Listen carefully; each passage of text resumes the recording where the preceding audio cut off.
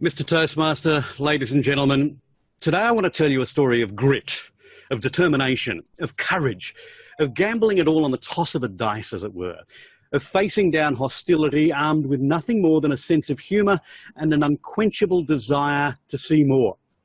I want to tell you of a heroine. I want to tell you of Ida Pfeiffer.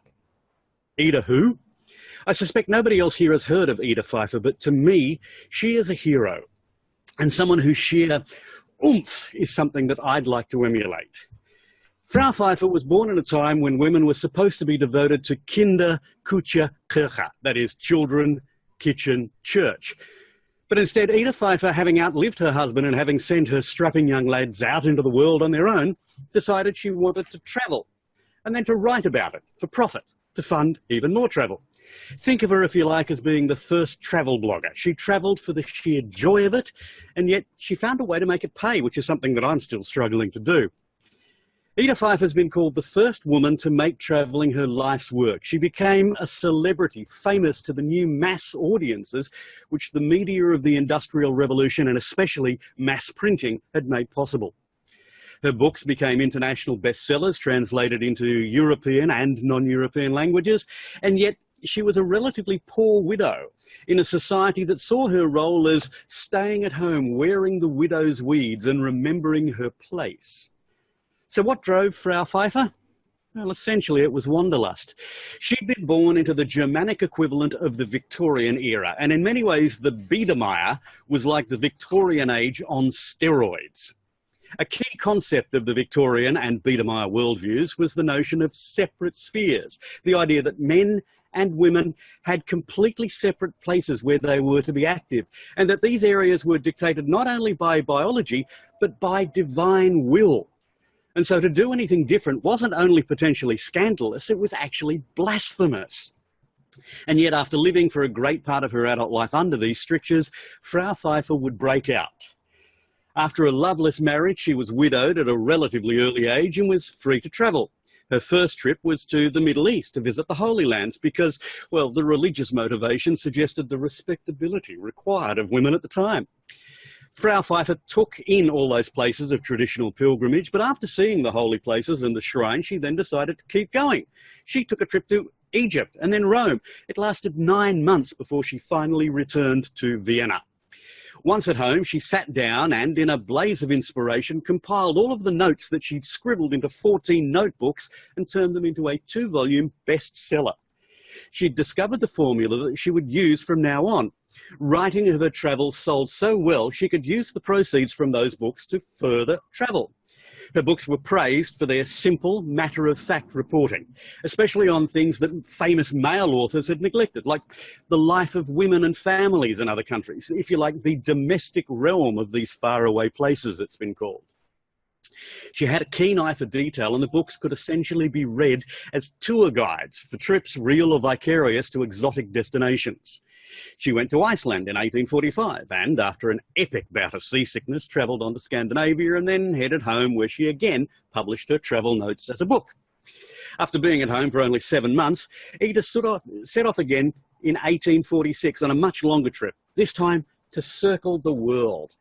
She boarded a Danish ship bound for Brazil. Now, when that ship hit terrible storms off the east coast of South America, Ida didn't cower below. No, she had herself tied to the mast so that she could experience the full measure and force of that tempest. What a woman.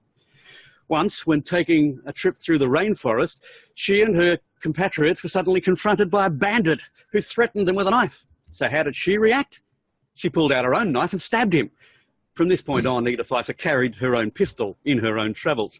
She even made her way to Baghdad, where she visited a harem, something that no male European would have been allowed to do, and it was sensational reading.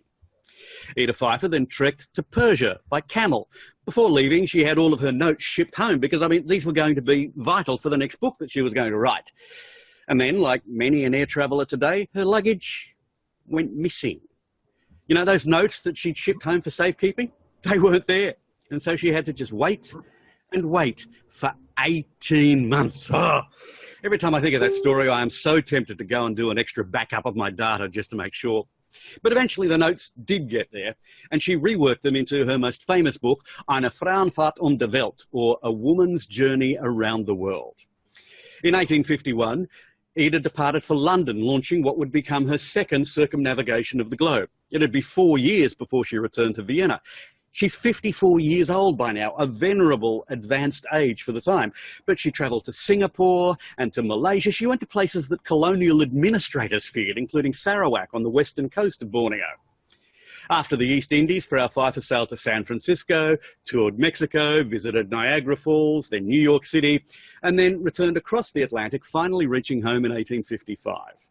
Now, despite struggling with the malaria that she'd picked up during her travels, she had one last journey to Madagascar off the coast of Africa. And this story is just so Ida Pfeiffer.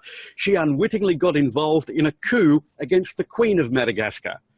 But she also became deathly ill, possibly with that malaria or possibly with cancer. Either way, she returned to Vienna and died in 1858. So what's the significance of this amazing woman? Well, Ida Pfeiffer helped usher in an age when ordinary people could travel and explore.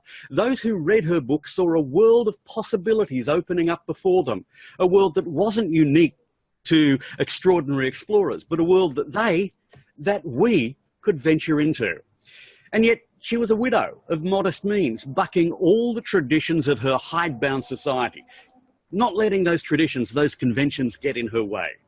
And that's why she's a heroine to me, and why I'd like her to be your inspiration as well. Next time you've got an idea but lack the oomph to carry it through, think of Ida Pfeiffer. Next time you feel you've got to conform to what society expects, remember you can do more. When faced with staying on the well-worn path, or perhaps striking out on a new venture, ask yourself, what would Ida Pfeiffer do? Because there are alternatives to the ordinary, and you owe it to yourself to, at the very least, explore those options. Now, I'm not suggesting you should simply throw caution to the wind and pursue life-changing opportunities on a whim, but I am urging you to do what Ida did. Consider what is important to you. Do a plus and minus assessment. But if the minuses are all about what other people think or what's normal, then don't let them become a millstone around the neck of your dreams. Be like Ida Pfeiffer and be brave. Mr. Toastmaster.